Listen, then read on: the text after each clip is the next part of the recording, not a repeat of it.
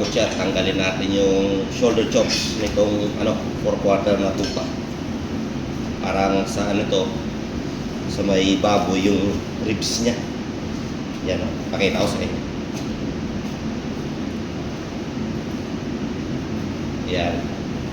Parang kung sa pork ribs. Ito pa.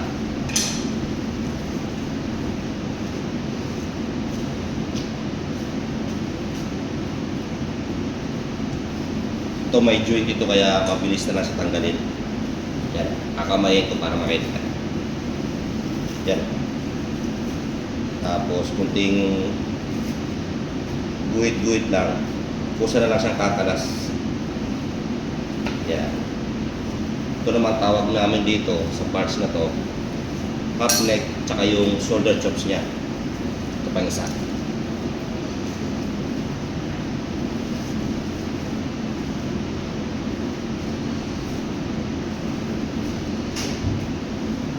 Wala na. Bus na? Kailang yan. Yan yan ang lamb shoulder chops. Okay?